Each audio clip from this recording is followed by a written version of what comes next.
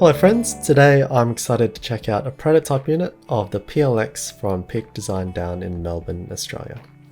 First up, gotta love a nice hard carry case. Personally I do prefer them over a box because they're genuinely useful, but that's me. Nice Peac Design logos too. And just a reminder that this is a prototype unit, so things are subject to change. Opening it up, we have the PCB. Then I have an assortment of plates, and yep, we'll try them all.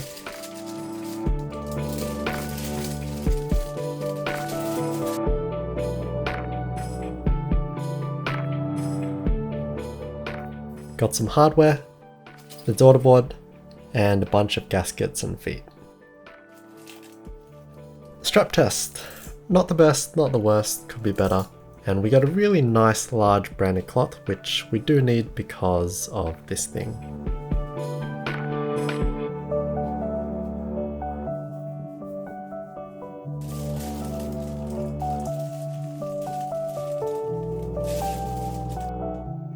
How good, shiny parts, they always get me, and this is a pretty big one. Then we have the top piece, some foam, and the middle piece. Starting with the top aluminium piece, which is in the beautiful Bliss colorway, so a white e-coat finish. Being a gasket mount design, we have room for those on the inside along the top and bottom, and notice how we have our wind key blockers as we have the wind keyless version. So if you're not a fan of that, it's also available in wind key or HHKB. Looking at the middle piece, we again have room for gaskets, and there's quite a precise cutout for the JST cable which leads to where the daughter board mounts. And then there's 3 screw holes in the middle which are for the weight, and we'll see how that comes together later. Let's stick on the feet before we check out the weight. This probably won't excite you, but I love differently shaped feet. Would have been cool if they weren't just flat but rounded, but super cute nonetheless. Alright, so I'm just going to remind you once again that this is a prototype unit and has been played around with before I got it, so there are some marks and scratches and all that, which is fine. However, we can still see the quality of the PVD finish. Being a large brass weight with a lot of empty surface area, we know it's not going to be the easiest to achieve perfection because we already see other boards with much smaller PVD pieces struggle. And to add to that, we are really getting up close and exposing the imperfections here. The logo actually looks really good. There's no circular machining marks inside the letters, which we often see, like with the feet holes. And looking at the rest of it, we can kind of see the texture that it has with some light swirling. From what I've seen with other prototypes that some streamers have checked out, they look really good. The black PVD one in particular looks sick. But this admittedly isn't great when looking up close like this, but I don't know, in real life it's really beautiful and it's a genuine mirror finish. However, I have been told that some of these proto pieces are kinda scuffed, and the way they were packaged from the manufacturer as well, so supposedly they will be much better, but that's yet to be seen. And it weighs just over a kilogram, by the way. Okay, let's get to the build. I previously showed the solderable version of the PCB, but because I wanted to try out all the plates, I asked for the hot swap PCB. Solderable will give you slightly more options with a layout like ISO, full backspace, full right shift. However, the bottom row is completely fixed with a 7U spacebar. With a hot swap PCB, you'll be stuck with split backspace, which may not be to your liking, like myself. But I really do appreciate that they didn't lock us in with wind keyless or HHKB or whatever, but give us the choice. Alright, the plates. The default is aluminium, which will be in rose gold for Bliss and black for Phantom and Rosso. We can see a leaf spring-like design around the perimeter of the plate, which should induce flex and possibly a bit of bounce, we'll have to see. If you want something different, you can add extra plates with FR4, POM and polycarbonate available. And notice how each plate has different cuts. I chucked in my Duroc V2 stabs.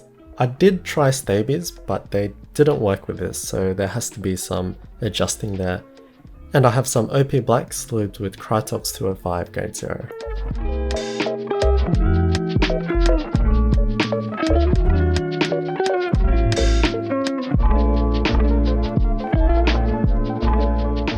gasket time.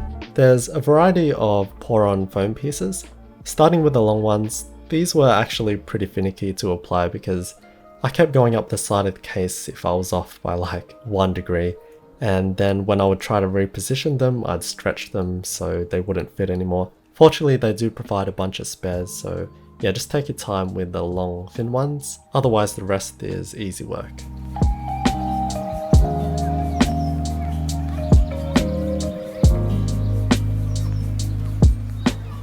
Putting the daughterboard in, the top 2 threads weren't threaded properly I think, so those screws weren't really in. And I also noticed that the USB-C port sat slightly too low. Both easy fixes for them though. The cable channel, so tight, which is good for acoustics and not disrupting the board too much, but still a struggle.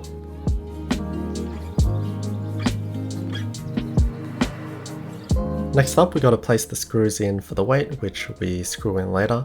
And they provide these small O-rings, which are also pretty tough to get on, but I got there. And that should provide a nice fit.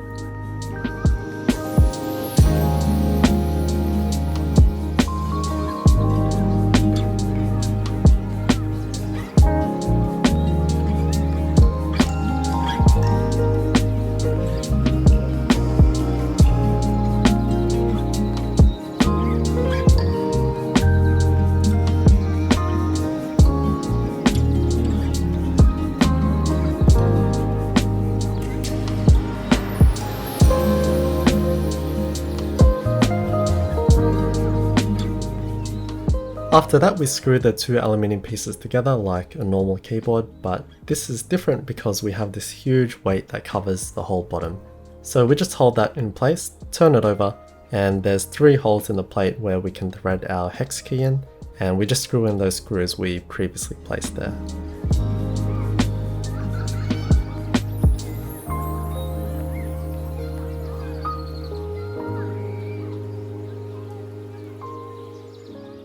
For keycaps, I grabbed Domikey Hush. There's been a lot of talk about GMK with waiting times and all that, so keep an eye out for other manufacturers that are coming up because these are pretty nice triple shot cherry profile keycaps without warp spacebars too. And here's the humble PLX by Peac Design. I gotta say, the colours are so calming. Super chill desk vibes right now with the grey desk mat. The Bliss White PLX suits Domikey Hush unbelievably well, and that comes with the simplicity of the enclosure design. We have relatively thick bezels, but nothing excessive, and it allows the keycaps to have a visible backdrop, which I really do enjoy on keyboards. But then it's softened by the subtle but prominent chamfers on both the outside and inside edges, which I really do like the look of. Too much of a chamfer, it starts to look aggressive and angular. Not enough, then it looks too sharp and monolithic, so I think they hit a great balance here. The exterior walls are all flat with a seamless design, super clean, and yet another chamfer which works beautifully to reveal a hint of the weight, but also kind of elevate the board off the surface. Looking at the side profile, very clean again, probably has a 5, 6 or 7 degree incline, I actually don't know, but it's comfortable. And looking at the rear, there's a nice little Peac Design logo, and then the previously mentioned USB-C port that's sitting too low in mine. Turning it over and we have that big shiny weight. While the finish on mine isn't the greatest, it's still stunning. The simplicity of the PLX logo is perfect, and the L-shaped bean feet really frame it nicely. Even though it's obviously going to be a fingerprint magnet, it's still so pretty to look at. Don't forget though, it does also serve a function in how the board feels and sounds, so let's have a listen to the board. We'll give 30 seconds or so for each of the 4 plates.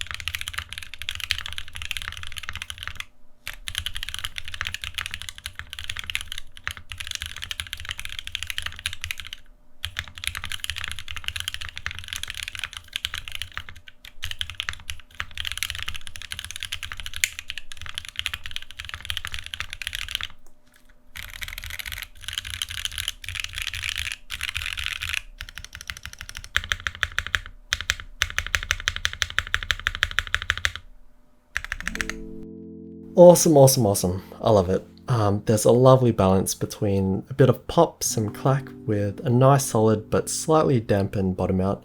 It does have a little bit of bounce and vibration to it with that plate design, and we can see that there is a decent amount of flex avail here, so it's not a harsh experience.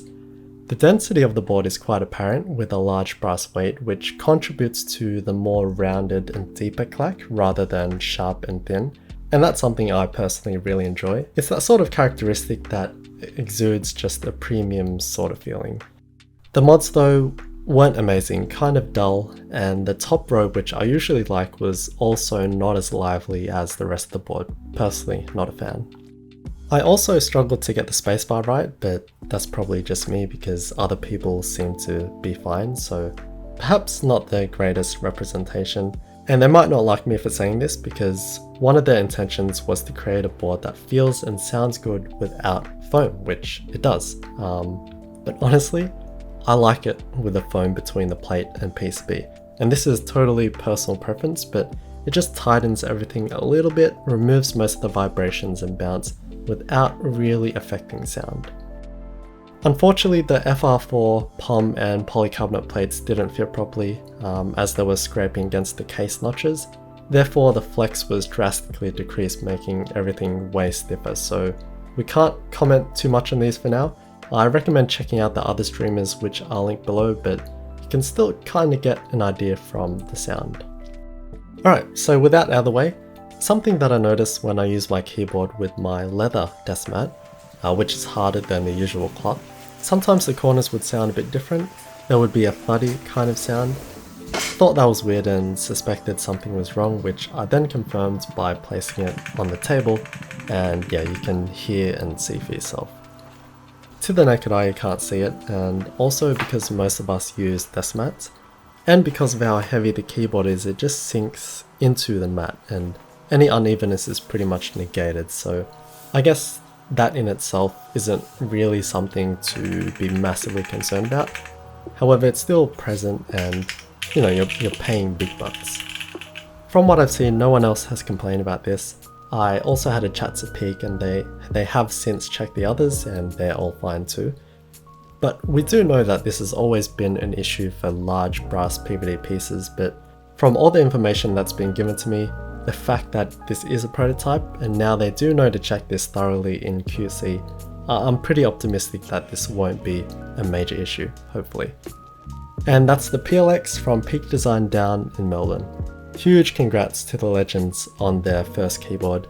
It's been in the works for well over a year now, and they've come out with something that they're passionate about because it was designed with their preferences first.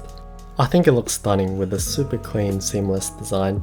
The proportions, the chamfers, and of course the weight make it look classy, and it feels that way as well for the most part. As we saw though, the build was a little scuffed. There's a lot of just little bits here and there that need to be addressed.